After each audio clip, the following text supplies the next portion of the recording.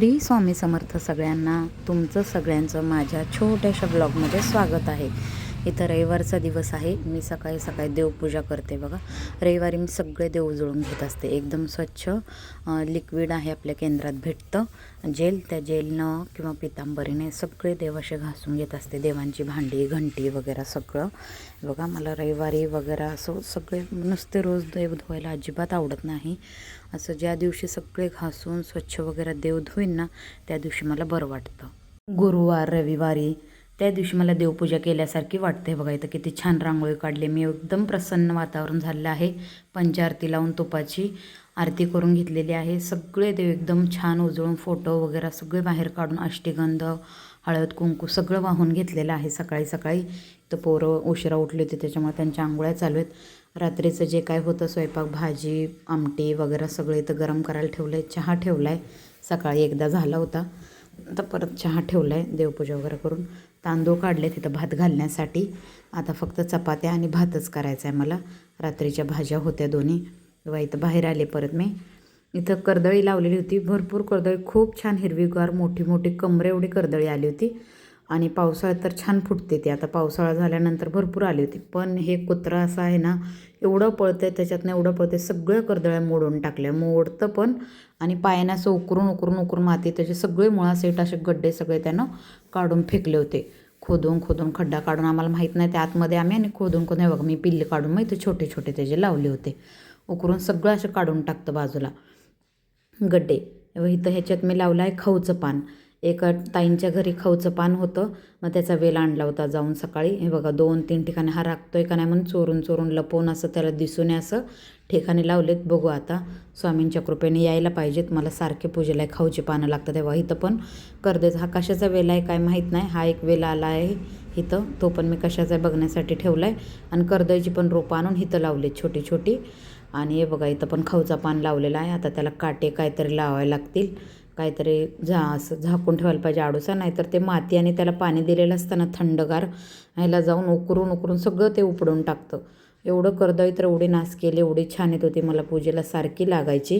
हे बघा इथे एक कोपऱ्यात असे एक मोठा वेल आणला होता, त्याचे मध्ये मध्ये तुकडे तुकडे करून आणि मुळ्या सगळ्या ठिकाणी लावलेत. त्या तशाच करा म्हणल्या होत्या, 5-6 तुकडे करा एका वेलचे आणि लावा. आता तसे लावले होते. पाणी दिले, सगळ्या झाडांना पाणी घातले. अंगण सगळं धुवून काढलेलं आहे. खूप कर्दळी छान आली होती. मला पूजेला सारखी लागते. पण कुत्रं काय राखतच नाही. सगळं त्या दिवशी स्वच्छ केलं ना. आता कोंब किती छान फुटायला लागलेत कर्दळीला. आज संडे रविवार, त्याच्यामुळे बघा कपड्यांचा तर काय विचारायलाच नको, प्रश्नच नाही.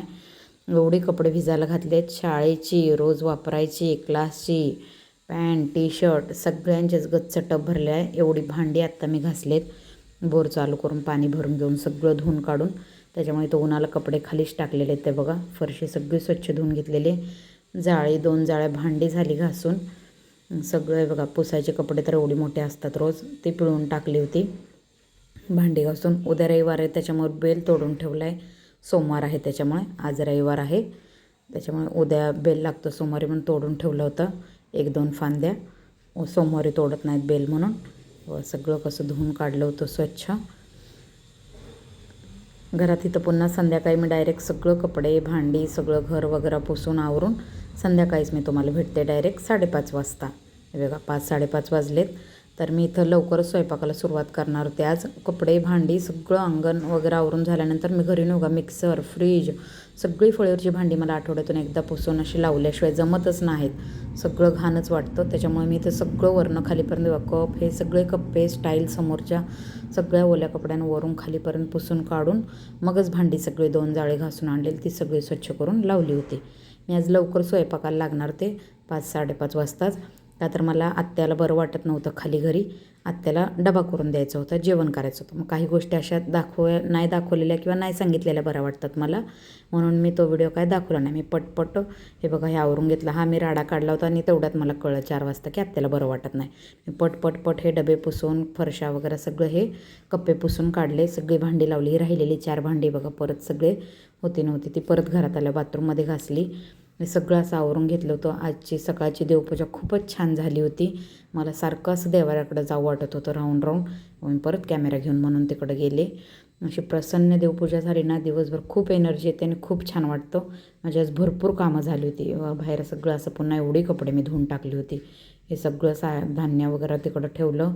हे बघा, परत हे पाय पुसणे वगैरे, हात पुसायचे कपडे, भरपूर असे कपडे, एवढे कपडे झाले होते. 2-3 रश्श्या गच्च भरून, अजून वर 1-2 स्वेटर होते सुकायला टाकले होते स्लॅपवर, आणि एवढ्या 3-4 रश्श्या गच्च भरल्या होत्या.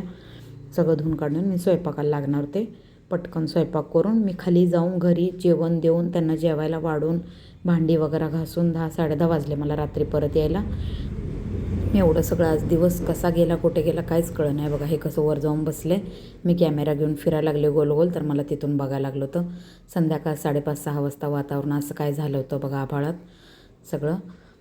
पटकन एवढं शूट घेतलं, स्वयंपाक केला आणि खाली जाऊन जेवण देऊन त्यांना जेवायला वाढून, इथं पोरांना वगैरे जेवायला वाढून गेले होते. मी 7-7:30 वाजता गेले जेवण घेऊन परत. त्याच्यामुळे लवकर स्वयंपाक, मी ताक काढलं होतं पुन्हा गरम करायला, म्हणजे लोणी काढून गरम करावं म्हणून तूप काढण्यासाठी, पण नको म्हटलं, संध्याकाळची वेळ आहे आणि स्वयंपाक भरपूर होता.